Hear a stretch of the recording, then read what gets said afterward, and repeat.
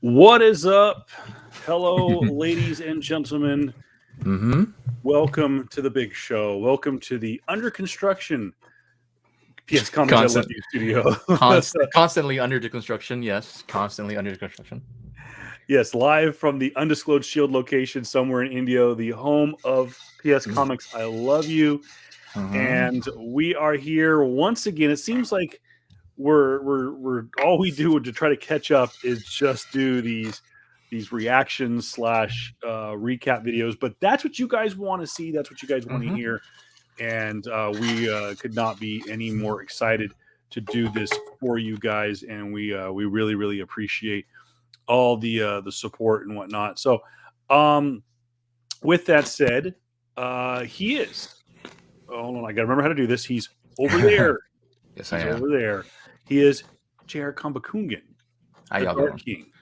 King, DK, How at you doing? also not JR Comics 42 on Instagram. He's got a Mm-hmm. Facebook page coming soon. He's got a Twitter Mm-hmm. handle.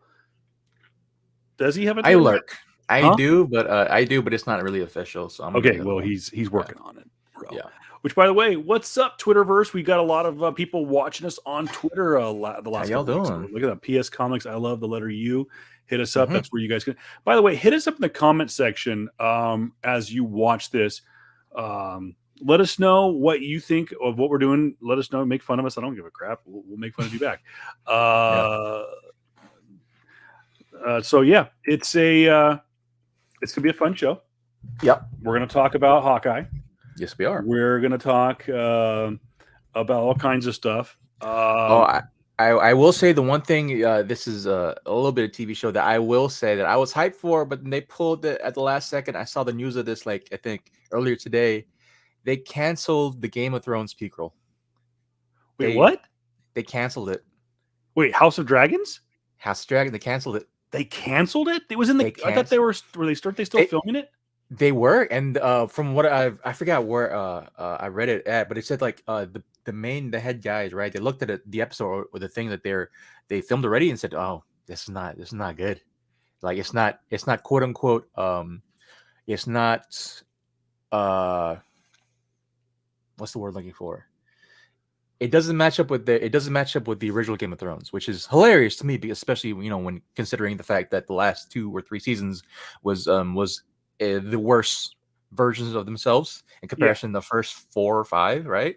And from their standpoint, they said that it's not in the same, it's not up to par with the Game of Thrones series, and so they just canned it. So they just said $30 million. They spent $30 million and they canned it. That's crazy, bro. That's nuts. I did not see that. That was today. That was just today. I saw that. I'm like, oh no, that's insane. But that's $30 million. That's Matt Smith, who was I think the 11th Doctor. I think Doctor Who was the 12th, and that was him. No, he was 11th Doctor. And it was a bunch of other awesome actresses, man. And I think Rachel Weisz was the lead. I think she was in it. Or someone was the lead, right? It was supposed to be a female lead, again from one of the sisters, the sister brides, right? So for those who read who read Game of Thrones and know of the original Targaryens, they're all brothers and sisters, right? 2 sisters, 1 brother, and he married his sisters. They had kids, and thus began the Targaryen clan. And so, I haven't found anything yet. We will definitely probably talk about that this weekend if we actually get a regular show in the can. That is nuts. I was actually looking for that. Now I've never finished. I never finished Game of Thrones, the original series, and I know a lot of people are like, "Oh, where'd you leave off?" And I'm like, I still can't remember. I think the last thing I remember was Tyrion. No, who was Peter Dinklage's character? Is that Tyrion? Yeah, Tyrion. Tyrion Lannister. Hold on. I gotta do this. Hold on. Before I say anything, I gotta do this because I don't want to get yelled at. Spoiler alert! For those of you who've never seen Game of Thrones, the last thing it's been about 7 years when Tyrion Lannister shot his father on the Been about toilet. 7 years. So yeah, Been about 7 years. That was spoiler alert, spoiler alert, spoiler yeah, alert. that was So yeah. Oh, by the season way, I am Kevin Pilla 3. at Voice of Reason 23 on all social media Mm-hmm. platforms. Hit me up. Mm-hmm. What is up? As you can tell with the purple theme and the background, Mm-hmm. it is Hawkeye season, and a lot as the teaser said in the before this episode dropped, before this meaning PS Comics I Love You dropped. Yes, sir.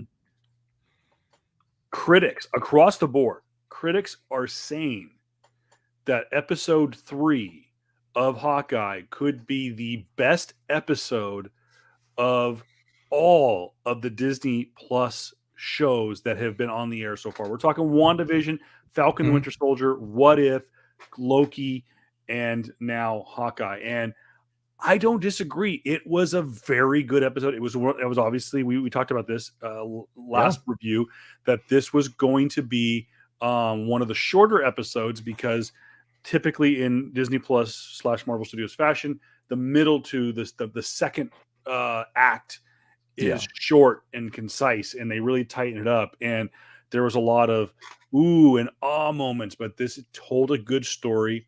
And Jr., you mentioned in the last episode, let's get right into it.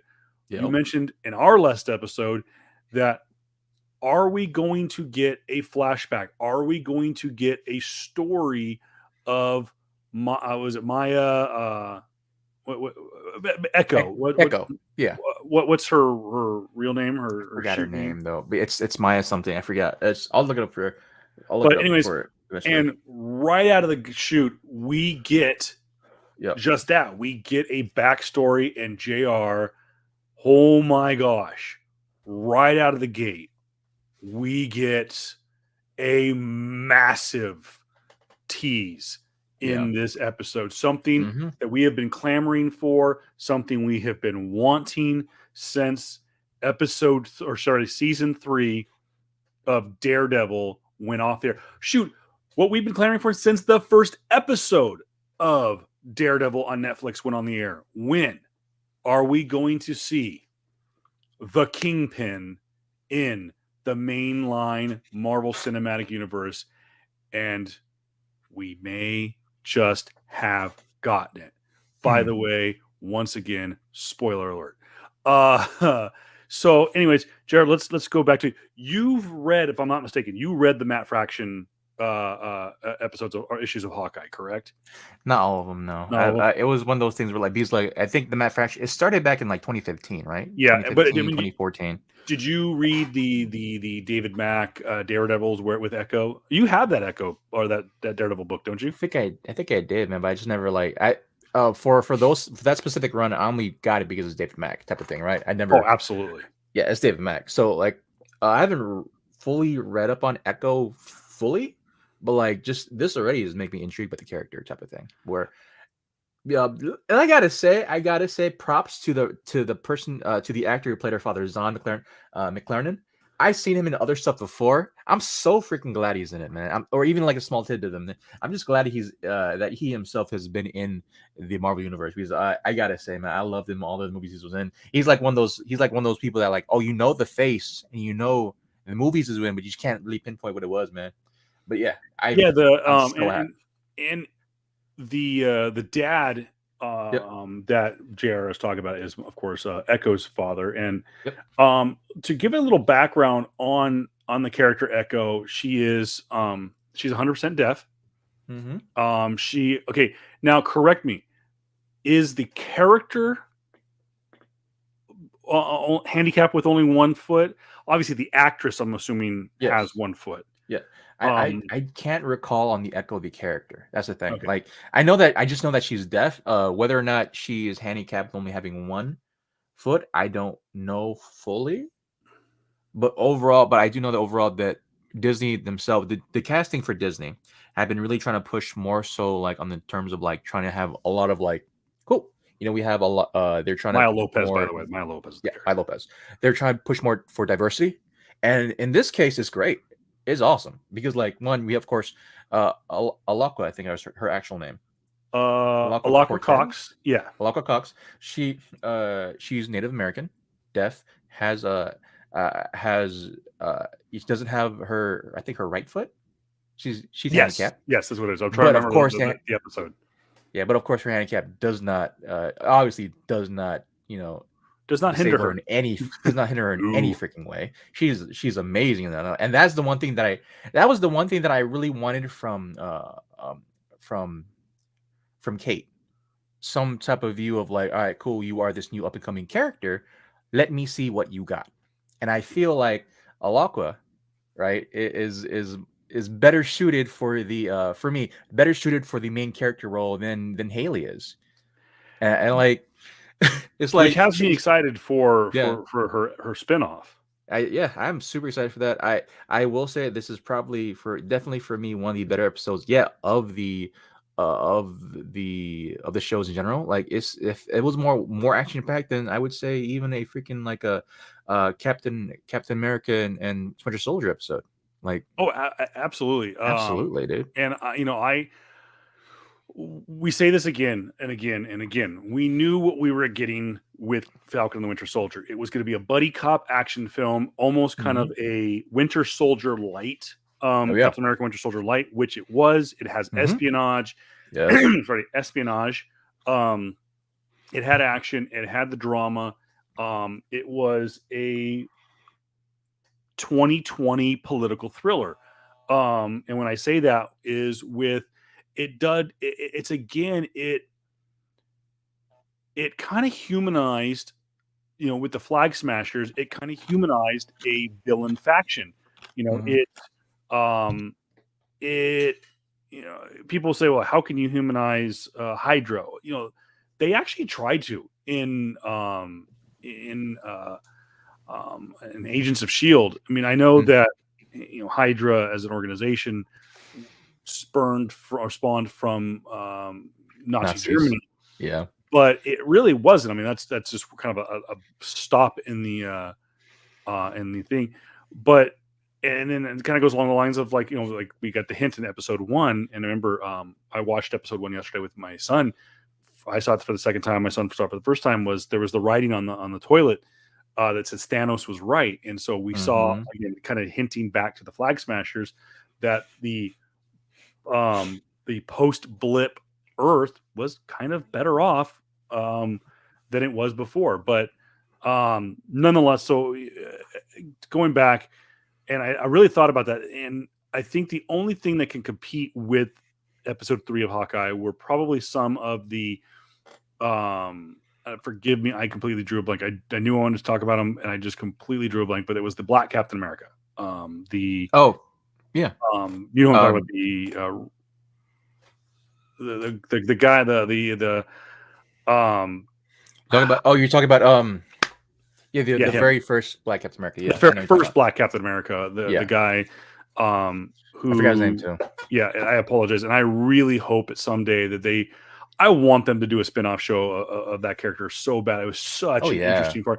And I know there was a lot of people that I talked to. They were like, oh my gosh, why do they got to do the token black thing? Because it's in comics. Why do you have to do this SJW? It's in the comics.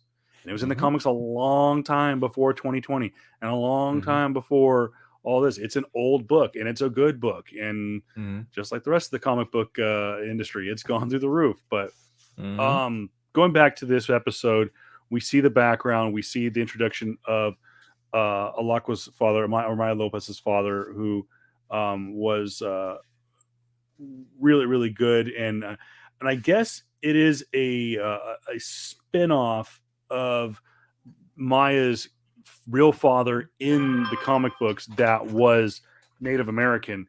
But in the comic books, he is a quote unquote good guy, so to speak, but is a kind of a foot soldier in a street gang. He is in. I don't think he's in the Tracksuit Mafia, but he is there's a street gang, and we see that taken down by Ronin later in the episode. But the pivotal moment, JR, was she's at a Taekwondo lesson, and we're talking about Maya pronouns. Mhm. So Maya's at this Taekwondo lesson, and her dad says, "Hey, I got to go take care of something. I'm going to leave you with Uncle." And you see this hand, which obviously it's a rather large, manly hand, and it Mhm. has you see the sleeve of what could be a black business suit, and you Mhm. hear a very rough voice, like I can't do a good imitation, but like Yeah. the character says something. Mhm. I can't remember what it exactly said, but the character says something, I think it was and it is yeah, I think that scene was specifically was muffled because like one of the biggest traits throughout the whole episode was that like if you're deaf, everything comes out muffled yeah. specifically, right? We So had it through Maya's through Echo, and we had it with Hawkeye, where like if anyone tried to say anything, that was a great visual representation or even an auditory representation of like if people who are deaf, is this possibly what they go through, where like everything's just kind of garbled, can't really hear you. It was intentional, and I love that fact. I think that scene was specifically where the uncle put his hand on my shoulder, and he was yes, trying to yes, speak. and then kind of Yeah, pinches her it cheek. was garbled. Yeah, so And the very garbled version, though, it was a rough, it was a rough sounding mhm. voice. But to me, and my wife even caught it right away.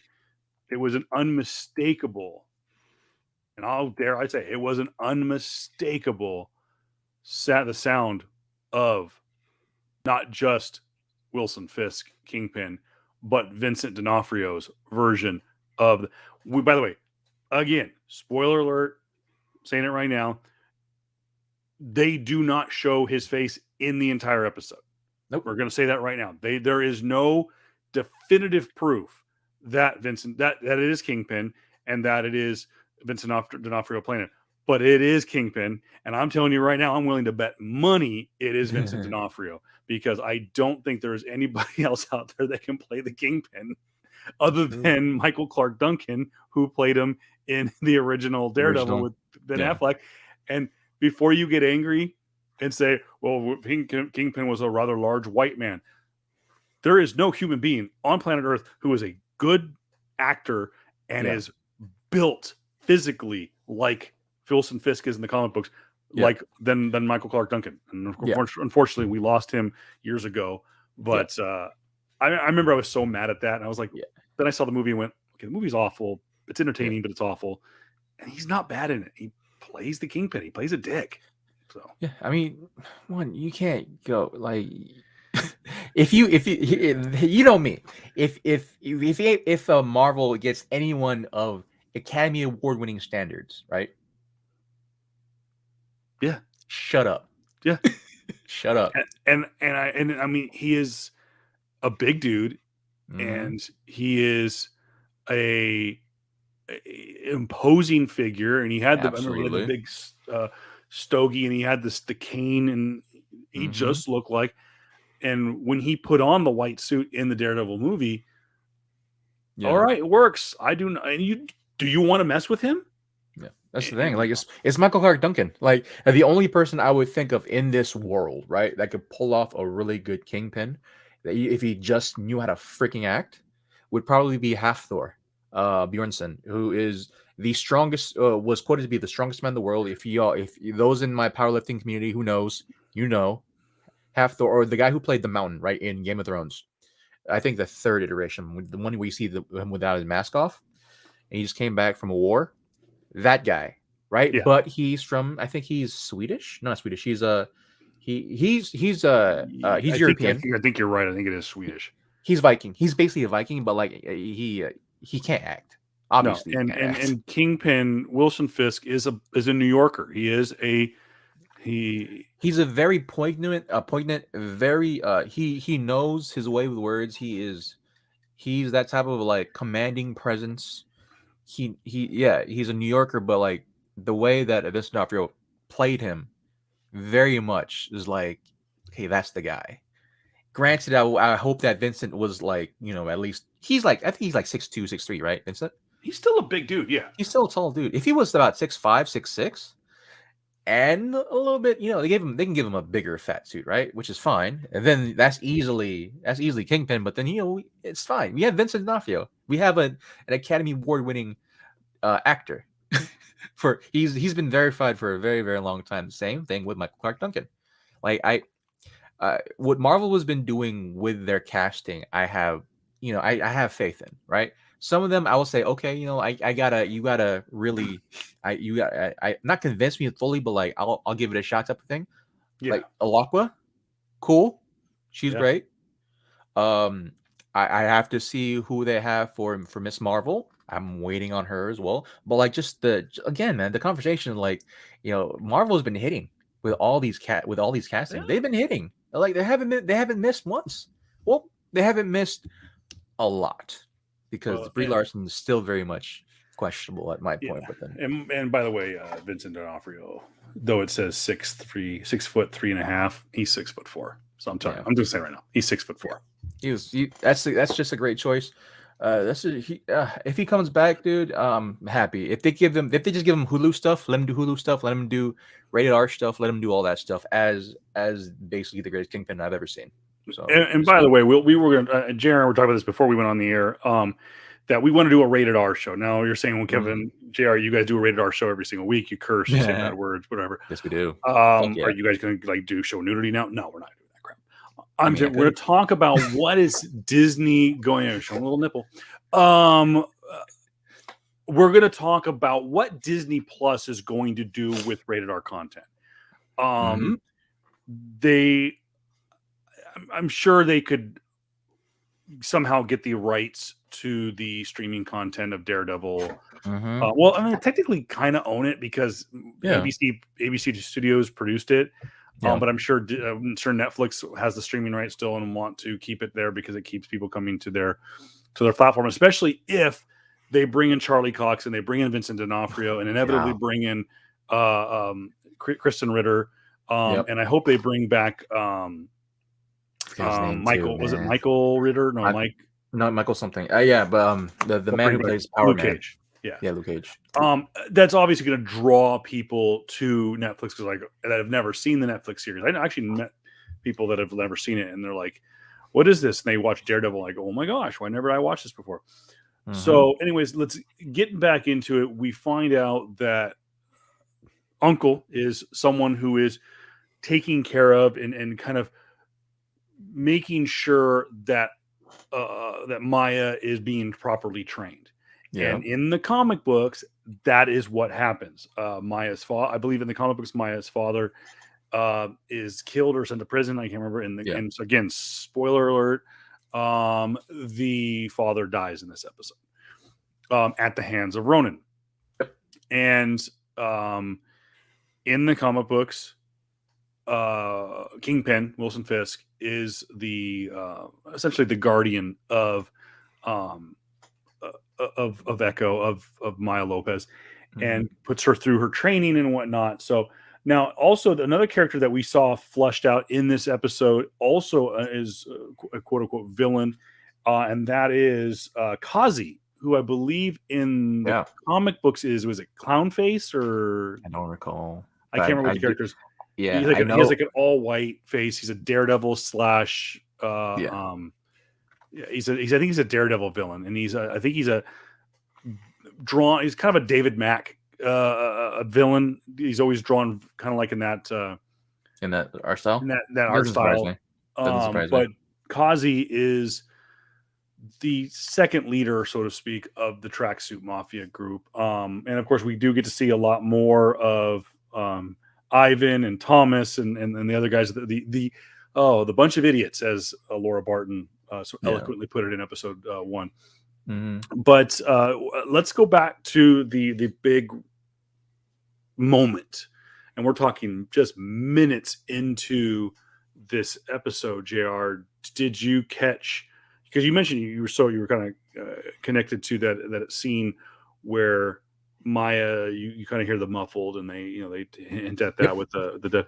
Did you catch the quote unquote Kingpin reference, and did you kind of mark out like I did?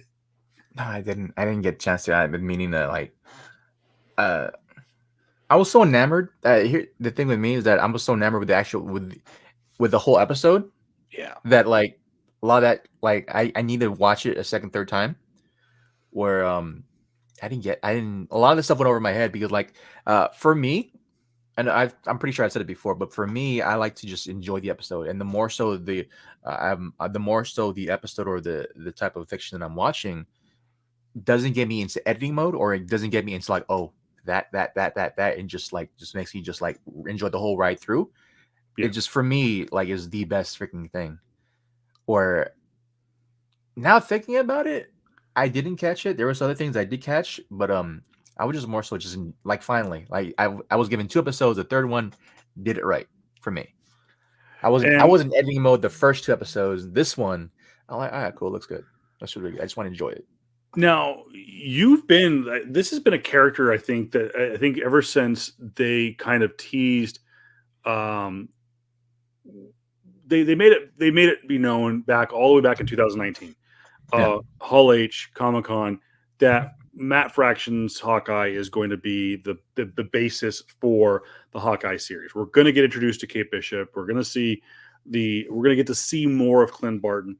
It wasn't until the show began filming, the writing began to be structured, that we were going to get this character of Echo. yeah, And I think the whole time that we've been talking about the Marvel Cinematic Universe since we've done this podcast, whenever we talk about the MCU and we talk about um, the lead up to the Disney Plus shows, and when are we going to get it? Through the pandemic, when are we going to get WandaVision? When are we knew from the get go that we were going to get WandaVision, Loki, Falcon Winter yeah, Soldier, What If, and yeah. Hawkeye. Those were the only shows really that were talked about. And when we kept talking and talking and talking about it, you kept saying, this Echo character, you were geeking out. This is like the one thing you fanboyed out. It was funny. You were like so nervous for Was it Echo? Shang-Chi as an Asian Yeah, man. You were nervous yeah, about Shang-Chi. You yeah. nailed it. Echo, I don't think you were ever really, didn't you ever seem nervous? You were actually like fanboy. Like you were ready for this character. And so we saw the tease at the end of episode 2. We now see her backstory fleshed out, and then we get into her, Mm, she sees her father killed. She's got uncle. Now she's the leader of the tracksuit mafia. yeah. She's now preparing to cross paths with a pair of Quick question, Hawkeyes. actually. Quick Yes, sir. question. Was it Echo or was it She-Hulk? Because I think I was more excited about She-Hulk than Echo. I don't know, a bit of both, sir. Okay. You've Okay. you've just always, I don't know. I didn't know much about Echo, and Yeah. you have Was it educated me Echo? on both Jennifer Walters Okay. and Maya Lopez. Hmm. You've educated me on both, and I just know that I didn't know much about the character. And I think that over the last year and a half, whenever we Mhm. did talk about this show, and when news would start to leak out, and we did see some flashes of her in the trailer, Mhm. I don't know. I just remember you kind of telling me about like Yeah. your excitement. Oh, But yes, you I'm are also excited about Jennifer yeah, Walters, Jennifer which Walters. I think Yeah, is, I'm pretty sure I will say I'm pretty sure I am excited about Echo. It's just more so like I just can't pinpoint where exactly. Well, I'm excited for her character. Right? They're doing her justice already, which is and I'm that's what I want to happy hear. I about. want to hear the blessing from the Pope, because you've been, They're doing her justice already, and like, uh, granted, you know, we're never gonna mimic David Mack's artwork. You know, no, no one is ever gonna mimic David Mack's artwork. I'm not saying that the actress isn't beautiful or anything like that. It's just that like, okay, this is what we have. They're doing everything correct, and even echoes past other she's been out since 2003, I think, if I recall, and then ever since then they comics do what comics does, right? yeah. She's still deaf, but at the same time she's talking. So yeah, it's comics. So it's just more so I'm just glad they nailed her right now, and then we'll try to expand and see what she's about in her solo series, and hopefully upcoming team ups, or I do want to say other stuff, but I shouldn't say other stuff about other possible team ups and who she's gonna be teaming up with, quote unquote, Black Hand, quote unquote. but I can't say much. But yeah, no, I'm just happy with it. It was a great casting. Like when they said when the initial press saying that who's gonna be playing the character, they just want to, all right, we're gonna just go, she's gonna be Native American, cool, great. She's gonna be Yeah, deaf, okay, interesting.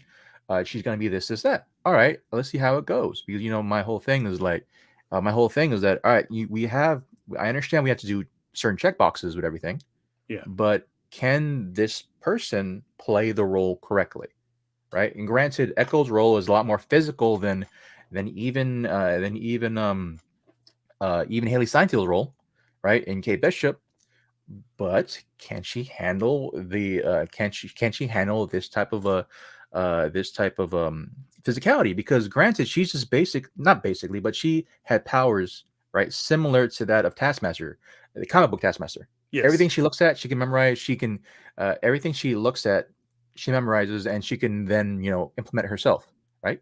Basic Taskmaster. From the comics, the Black Widow one was just is a horrid bastardization. Though I love the actress, I need to see her again in the Marvel movie. I can't say that enough. But this is more so a credit to Echo, is that she's supposed to be Taskmaster, right? A mini Taskmaster, and that's supposed to scare people. The name Which is Taskmaster is supposed truth to from the scare comic you books.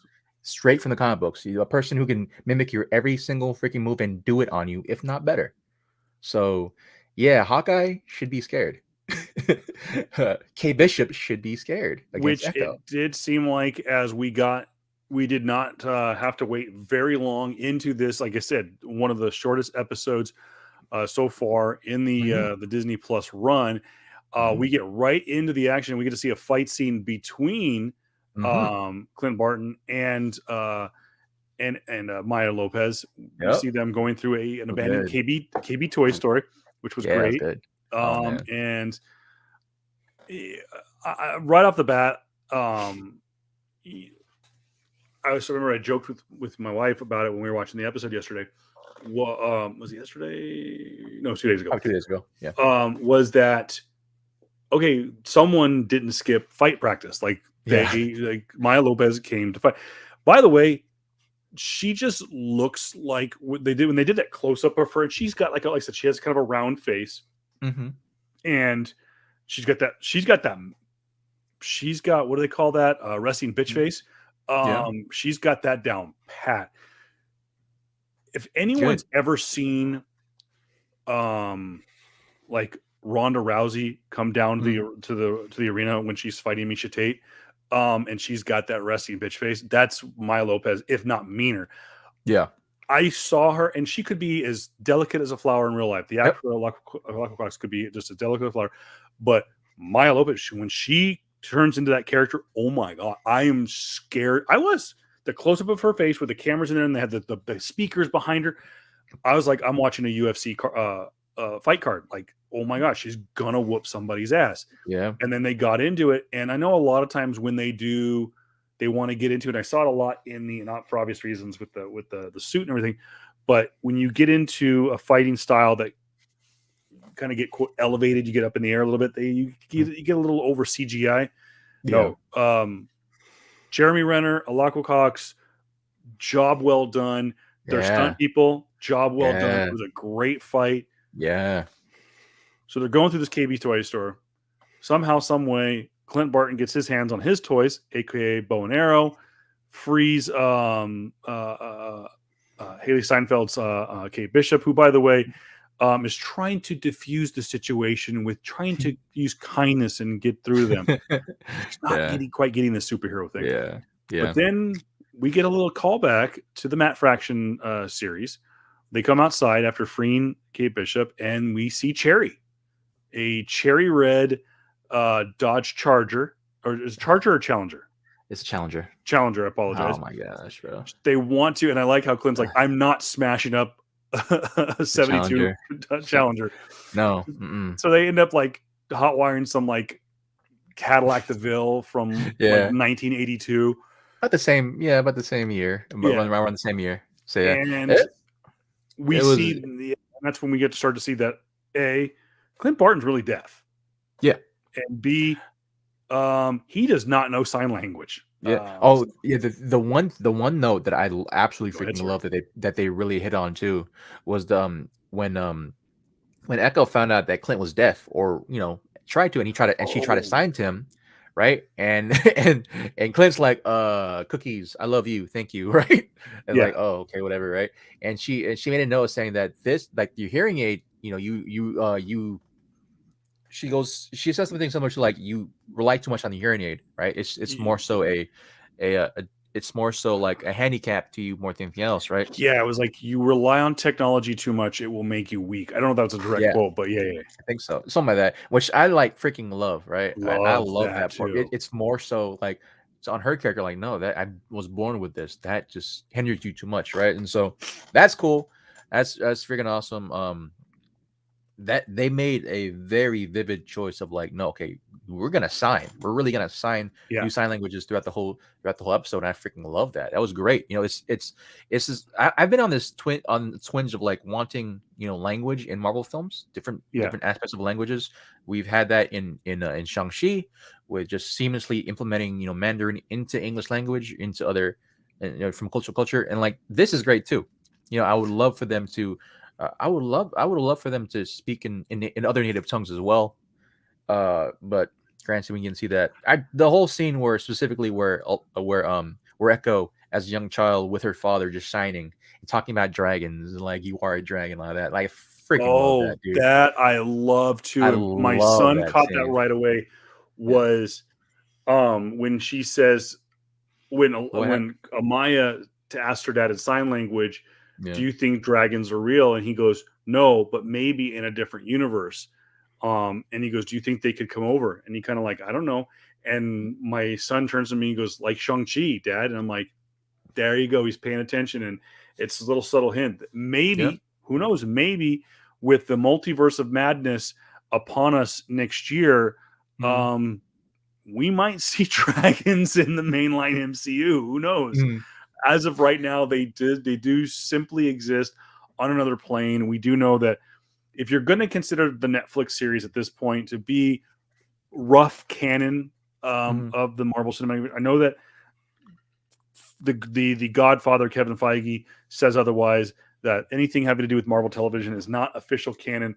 Not yet. I'm making it canon. I'm sorry, I'm making it Yeah, I canon. mean, it's gonna happen eventually. Yeah, So, we do but we're know of going. at least two dragons that exist. We do know the dragon, the Great Protector from Mhm. Shang-Chi and the Legend of the Ten Rings, which is in Kowloon, Yeah, I think so. Talo, and then of course and the other dragon from from Iron Iron Fist, Fist. Yeah, which is killed yeah, by Danny, and yeah. actually I think it was just killed by Danny because that's how he became the Immortal Iron Fist, and that I was think in so. Yeah. Kung Something like oh, that. Yeah, something like, anyways. yeah, it's in the same. It's basically in the same realm of Shang-Chi too. Yeah, it's So like it, like, Shang-Chi, makes like yeah. yeah. But anyways, going back to the episode, yeah, it was I just love the overall action. It was a very fast paced episode. They and just this whole thing of loss in language between both Hawkeyes, or Yeah. Kate Bishop and Hawkeye, soon to be Hawkeye Kate Bishop. But just the whole thing, like, they were just like, he's he's deaf, and so everything she's trying to say is like, oh, here, take this, should I take this, take this, like, this whole thing was freaking awesome. I loved it. Just the fight scene was great. Them going through the traffic stops, or the going through traffic with that involved. And That's what I want to get into too, Jared. yeah. Let's talk about that. Obviously, he hotwires the car, and they get into. I think the cinematographer for that scene alone should win an Emmy. The 360 tracking shot. shot of Mhm. that opening tracking shot, the 360 camera in the back of the Cadillac was great. What I know, it's stunt doubles and all Mhm. kinds of technology and special effects and stuff like that. But Yeah. what they were able to accomplish with that scene of going through New York, I don't know if they actually filmed in New York or not. It may have been Atlanta, but Yeah. that scene was so great. The banter between Kate Bishop and Clint was Yep. great. And I I will say yeah. though the special effects of the purple Play-Doh Yeah. thing was Yeah, a on the little thing. Like, a okay, little iffy. That's the money wasn't there for that specific CG, but like, it was just like a good like what 3 seconds anyway, and so they just Yeah. did it. 3 seconds.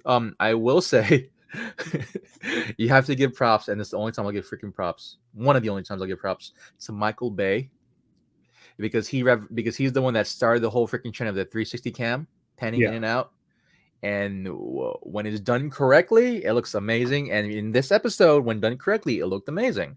And so this whole constant shot of Haley Steinfeld going to the back seat, trying to get which arrows to use, all that stuff, and just it was great. It was a great scene. Oh man, they just destroy that Challenger though, man. I just can't. I hurt. Which is again a great line from Clint Barton. It was like, oh well, Challenger got destroyed anyways. Anyway, yeah. I real love. quick, Oh, go ahead. No, you go ahead. I love the aspect of like just seeing the different levels of like, I guess, skill in archery between the two, right? And he goes like, hey, he tells her to just aim in the air, right?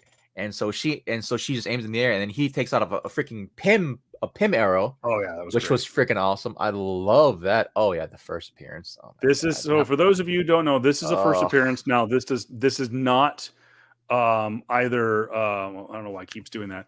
Hold on, I guess I have to go to that screen permanently. Oh wait, because I'm screenshotting the wrong screen. So let me stop that and share the right screen, dummy. Chrome tab, where's it at?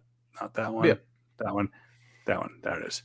So that is the first appearance of Echo, though that is obviously Daredevil and Black Widow. Actually, that might no, that is Black Widow. Yeah. And we do know that in this series, there's a very strong possibility we are going to see the new Black Widow, aka Yelena Belova. I know that people have been trying to get Haley Steinfeld to say what it was like working with Florence Pugh. But yeah, which by the way, I do not have that comic. The Florence Pugh one? No, I do not. I do not have the first appearance of Echo, which is Daredevil Marvel Knights #9. Which, by the way, the Marvel Knights Daredevil run is freaking fantastic. I do have some of the runs. I don't have #10, which is second appearance of Echo, but I do have issue number 51, which is the origin of Echo, specifically her connection to Daredevil. Right now, a high grade is going for 18. By the way, according to which we, by the way, for those of you who are new to the show, hello, welcome. Glad you guys could join us. If you are getting into collecting, by the way, go to our YouTube channel, go down to the playlist, find the collection series, and enjoy. But we use, when we make reference to market value, we use one of two options: GoCollect.com and the Key Collector app on most mobile devices. So just giving you a heads up. Right now, market value on first appearance of Echo is high grade $165. That is way up right now. On that one, they don't give you like the charts on it or anything, but nonetheless. So yeah, if you want to get into that, if you want to get into that character, that's what you're going to need to do is drop a little coin. Pretty pricey, I will say. But I did like the Pym particle arrow. It should tie into the news that came out earlier this week. Was it Reese? What's his name? Reese Thomas? Reese, the director for Quantumania? No. The director for Hawkeye. Oh, the guy who's directed to Hawkeye. He did an interview. I can't remember who it was for. He came out and said earlier this week, prior to episode 3 coming out, that he did reach out to Marvel about having Scott Lang or other members of the Ant-Man cast in this show. Most specifically, he wanted Paul Rudd's Hawkeye. I'm sorry, Paul Rudd's Ant-Man in the show. So maybe that was a subtle nod of why they did that. So I thought that was kind of a interesting little node there. Yeah. But moving right along, we do finally get to see what the plunger arrow is good for. See him hanging from the from the from the subway. yeah, which is great. Just there's just Go ahead, always sir. this huge there was always this huge nod between Kate Bishop and Kate Bishop basically just fantasizing wanting to have all the neat technological gadgetries that Hawkeye does have, Yeah, right?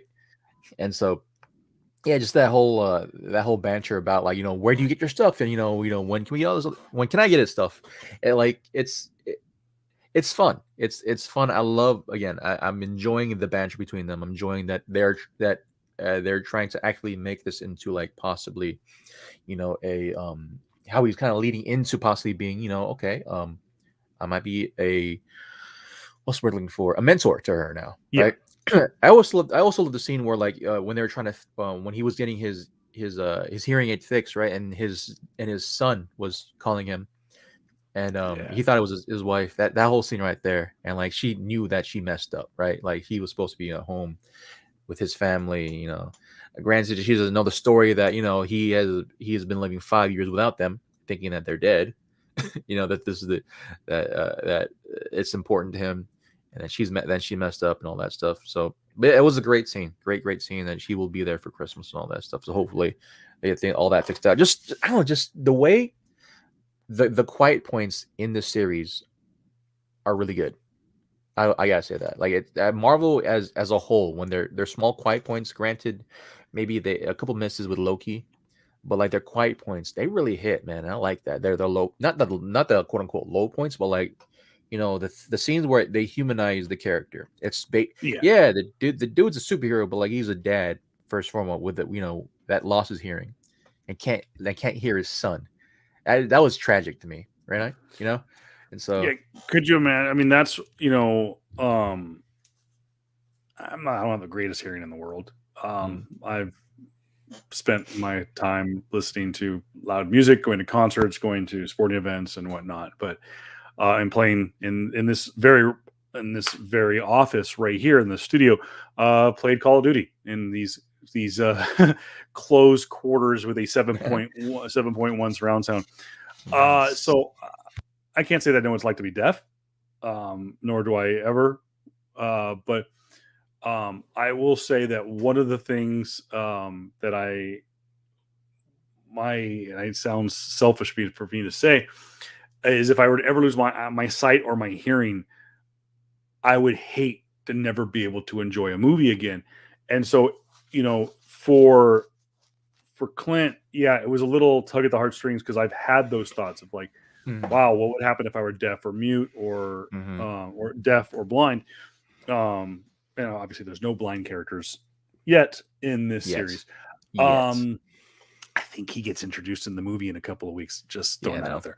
Yeah. Anyways, I don't know what it's like, but even going back to Daredevil, watching that show and when they would Dude, talk about certain things, bro, what if Daredevil gets introduced in here? that's what I'm thinking. I was just thinking, I'm like, oh yeah, I forgot he doesn't get introduced allegedly until No Way Home. But yeah, what if he does get Possibly. introduced? Because Uh, like just I know this is gonna be a tangent and like how do you then slow like are you just gonna reintroduce a major character like Daredevil, right?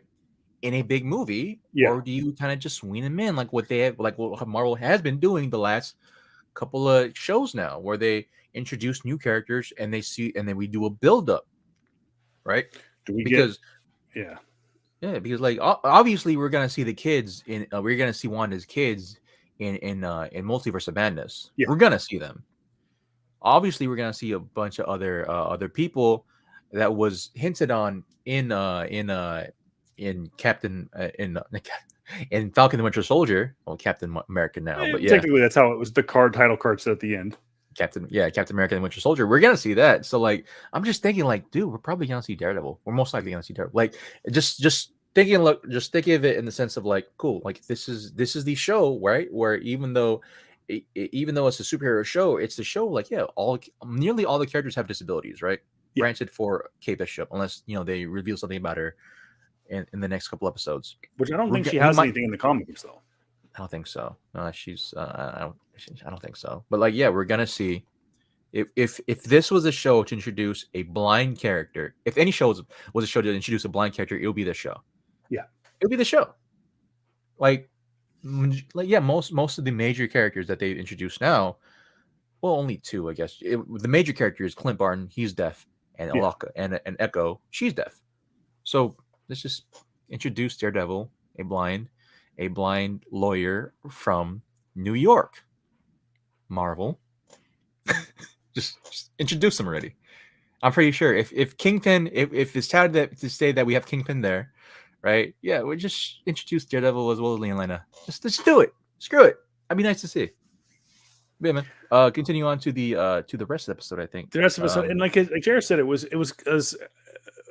as kind of said, it was a quote unquote quiet episode. Mm-hmm. And I Great. think what Great. he kind of means about that is it's a typical second act kind of storyline. You see in probably the most glowing version of a second act is probably Empire Strikes Back. And though, yes, there is plenty of action in Empire Strikes Back, it is very much a dialogue heavy movie. You see the interaction between Luke and Yoda. You see the interaction between Han and Leia. You see the interaction between Luke and Anakin, Darth Vader. Yeah. So yeah, there's obviously a lot of action. There's a lot of action in this, with the car scene and whatnot, and the fight scene. But at the same time, is it used dialogue to set that middle ground. It used dialogue to, like JR said, to talk about what it means for Clint Barton to get back to his family, and the sadness that was not being able to hear his son's voice without the hearing aid, and not being able to hear the quote unquote disappointment in his voice when he wasn't going to be home in time. But at the same time, like, his son was like, understanding, Daddy's got to go be a superhero. Yeah.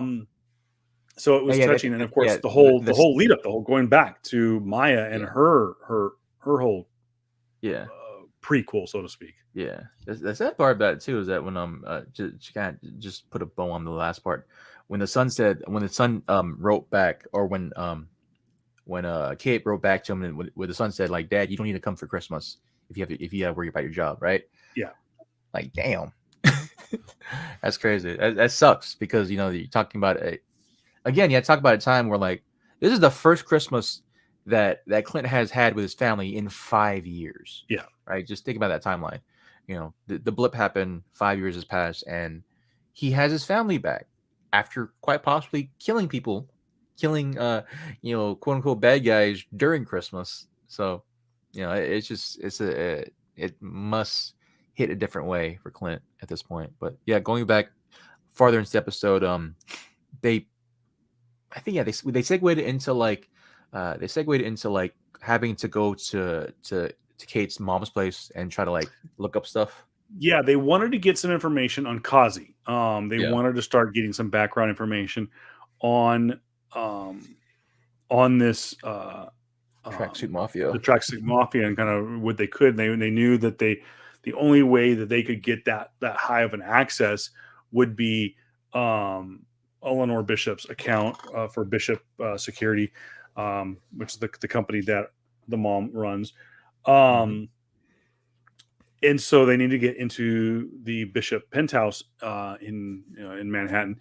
They do so. They get there. I know there's probably some middle stuff. Obviously, we saw walking through a park. We saw Echo and Kazi talking to one another, and upset that they allowed the two Hawkeyes to get away. And again, a second reference saying that Uncle is not going to be happy. Please, and again, it is alluded to that Uncle is this guardian figure, this unseen guardian figure that was first introduced to Maya at the very beginning of the episode, and is essentially alluded to being the guardian after Maya's father is killed. Yeah.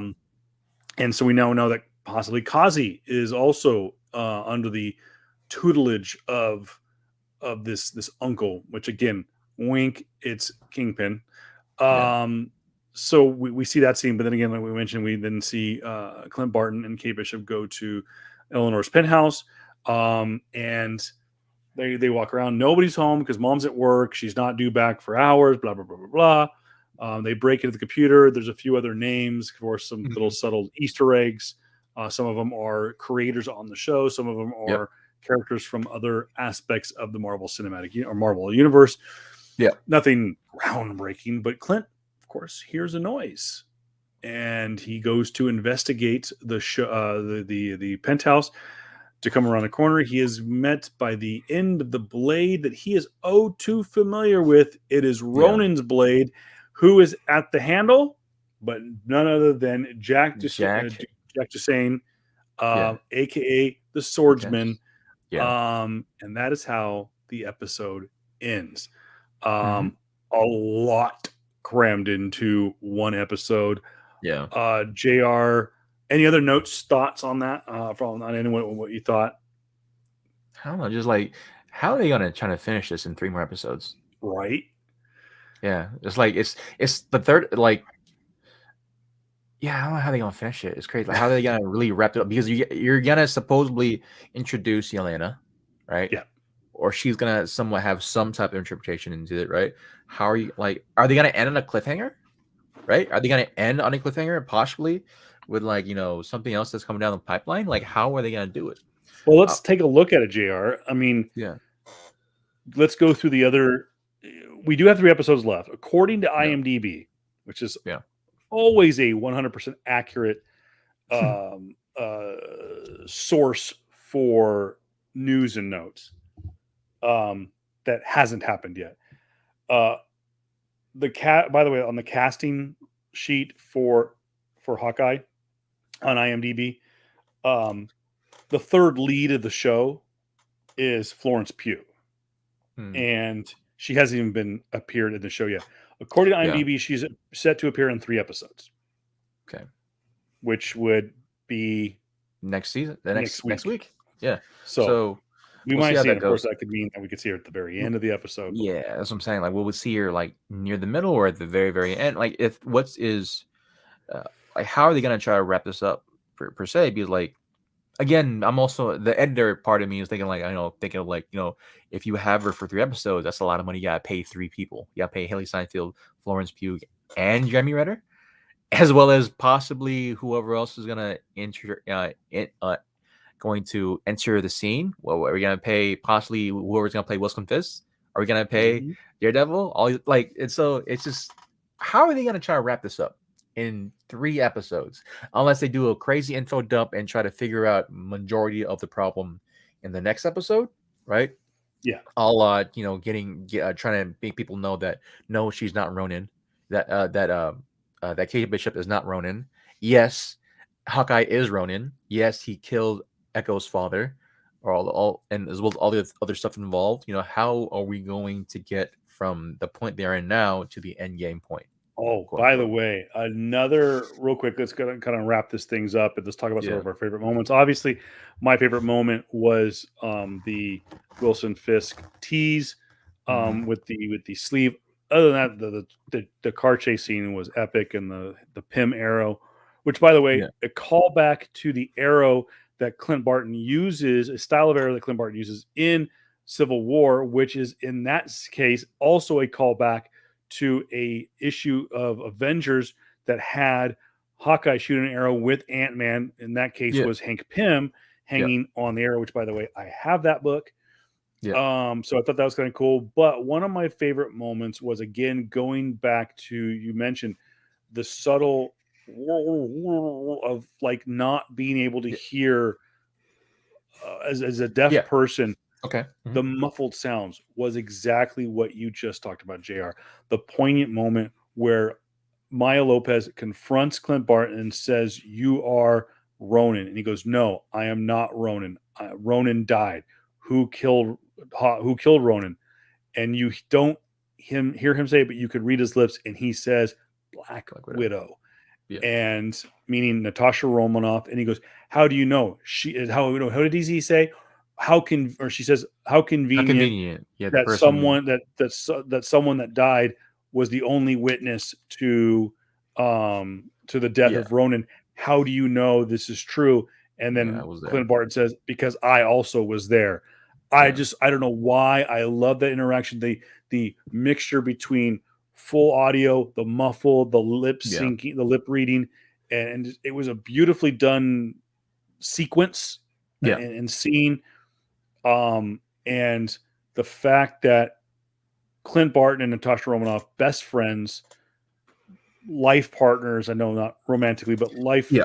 Hmm. partners, um, would literally kill for one another.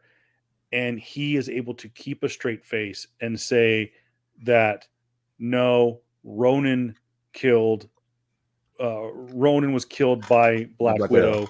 Yeah. Um, and I was there, and he was able to keep that straight face. Oh, it was such a beautifully done scene. That was probably one of my favorites. Um, by the way, okay. So, anyways, I'll let you close things out. I mean, what were some of your favorite moments of the scene of the show? I just yeah no the oh I think one of my favorite scenes it would probably gonna be just like the subtle moments between Echo and her father. Those are always great. Yeah, That beginning scene of him talking about the dragon, and for me, of course, my favorite scenes are always gonna be the action scenes, and I feel like the action scenes done in in this episode specifically were done much better than than episodes prior, as well as even like some of the more action oriented, specifically Captain America and Winter Soldier episodes. Like it was fun. It made sense. You know, Hawkeye. You could see that Hawkeye was quote unquote handicapped without his bow and arrow until he got his bow and arrow, right? And then that just things just like began like no, okay, cool. You had a quote unquote handicap, right? A little bit on the nose there, specifically with the episode, but like you had a handicap when he didn't have his bow and arrow, and now he has this thing, and like you see the obvious difference, right? And it was just a fun episode for me. I love the small poignant moments they've had.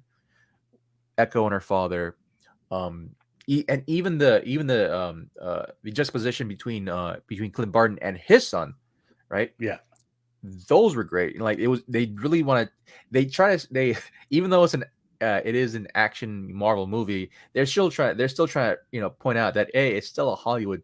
No, it's still a holiday special, yeah. right? It's a Christmas holiday special. It's about family. It's supposed to be about being about around those you love, and yeah, it was a great episode, really good episode. It's up there. It's this episode specifically is probably up there with like my top five for the whole series. For the whole like the whole Disney Plus shows. So yeah, I enjoyed it. I really really enjoyed it.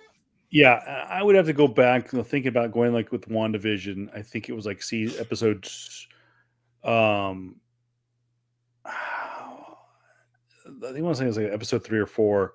Mm. I definitely loved the reveal of the episode where they revealed Agatha. I Yeah, did like the episode that ended with the reveal of Aaron yeah. Peters, Aaron Peters. the version of, or as we ended up knowing, it was Ralph Boner. Oh yeah, yeah. Mhm.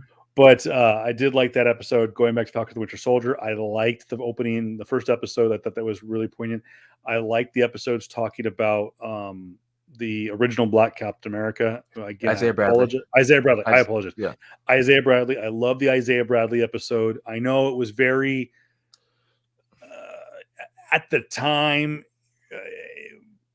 kind of like I said with the cop stopping. yeah. Mhm. Um, what's it called? Falcon, yada yada yada. It was very Yeah, BLM kind of yeah. 2020, whatever. One of my favorite episodes. Loki. I loved a lot of that show. I really enjoyed the final episode. What if? I liked them all. That was such a great show. But this one, yeah, I enjoy Hawkeye. It's a different story. It's a holiday special. It's action flick. It's very kind of a It's a holiday special. It's yeah, definitely a holiday special. It's just it's supposed to be on that type of like zone because like yeah it's near Christmas. It's fun. It could be serious when it wants to be, but overall it's just right now it's looking like it's gonna take making a turn for the better. Right, yeah, the first episode really did leave me like hoping for more, in the sense of like man I hope they show something better in this sense, right? I know that overall those first episodes has been have been widely accepted, But for me, like yeah, I know I should just like I said before, I know I should just accept them for what they are as a holiday special. I was kind of still hoping for just maybe just a little bit more of like what we have been seeing from Marvel, and with this episode specifically, like all right, cool, this is it. It's taking better. It's taking a turn for the better. How are they gonna try to how are they going to try to basically finish this out? How are they gonna try to introduce possibly more characters? How are they going to introduce Florence Pugh? How is she going to look in the sense of like, are they going to give her a lot more action scenes too? Is it going to be some? Are we going to see a Florence Pugh versus? Oh, are we going to see a Yelena versus Kate Bishop type of stuff and see the difference in that? Are they gonna have the? Are those two going to have the continuation of the Black Widow Hawkeye relationship? How was are all these things gonna kind of like play out? So overall, man, it's really good episodes. I hope we see more of it. I hope we see that. I hope I really do hope they just they try to implement some of the quote unquote fan theories out there. Maybe Yeah. not. Specifically what they're gonna do with Daredevil. Is that really Rosalind Fisk? So yeah, they got Should be three a more lot. episodes. Yeah, Can't wait for it. should be a lot of fun, and really look forward to what this show has to offer. Again, every single Wednesday. Don't forget, you can Mhm. leave the comments below, and we hopefully will have the audio version of this episode, as well as the first episode, which I am a little behind on. Mhm. If not, you can always watch it stream on all the different platforms. You can watch on, like I said, if you ever want to watch this show live, you could do so on YouTube. You could do so Mhm. on Facebook, and you can also do so now on Twitter. And the beautiful thing too about this is, whatever it's your favorite mobile viewing Yep. platform, you can take it with you. The nice thing about it is a lot of streaming boxes, Roku, Fire Stick, Apple TV, all have Facebook, YouTube, and I believe even a Twitter viewing app, so you can watch it on your big screen. You can watch this glorious 1080p, except for JR because he's got a computer that needs to run at like 720. I don't know. Mhm. Actually, I don't know. Are you running at 1080 or are you running at 720? I run this. The camera has to go at 720. Yeah. Good news is I'm only running at 720, so I look a Yeah. lot better in height in 4K. But yeah, all right, guys. Again, uh, at PS Comics I love. That's right. At PS Comics I love the letter U on Twitter. PS Comics Mhm. I love you on Instagram and on Facebook. We had it there, scrolling there on the bottom. I'll also If put you it up there do. one more time. So you can find us on all social media platforms. And of course, you could find us on Spotify, Anchor.fm, Google Podcasts, Apple Podcasts, iHeartRadio. And one more time, you can find him at JR, also not JR Comics Yep. 42. And you can find me at Voice of Reason 23 on all social media platforms. JR, you're working on your opus, the great one of the great collecting episodes of this show. We will continue to bring. I know you really want to get into comic books more, but we've got so much to talk about. Don't Yep. forget, this will not be the only. This will not be the only. Bonus episodes you'll be getting this holiday season, because in just a few short weeks after the conclusion of Hawkeye, we will get into the book of Boba Fett. Yep. Dude, I am thirsty for some Star Wars, bro. We Yeah, have man. not had Star Wars in a hot minute, Yep. and looking forward to that. Also, real quick, we could talk about this at another time, but just a tease for upcoming episodes. Trouble in Paradise at Lucasfilm. We might not get the Rogue One film, not Rogue One, the Rogue Squadron film that we so desperately want. So we'll Mhm. talk about that in upcoming episodes. A little teaser. Plus, like JR and I mentioned, talk about some rated R stuff. Talk Yep. about what Disney Plus needs to do to get rated R content like Deadpool 1 and 2 and possibly a Mhm. Deadpool 3 Mhm. in the mix. And is there room for a Daredevil, a Jessica Jones, an Iron Man, a Punisher, and an Iron Fist in the Marvel Cinematic Universe? Then Danny Rand isn't R rated. Yeah. So, all right, guys. thank you so much. Enjoy your weekend. If you're watching us live, if not, wherever you're listening to us or watching us, enjoy. We will see you soon. Happy holidays. We will have some holiday gift guides coming up too. He is Jerry Comikungan. I am Kevin Pillow. This is PS Comics. I love you. Be a decent human being. Wear your damn mask. And as always, peace. Peace.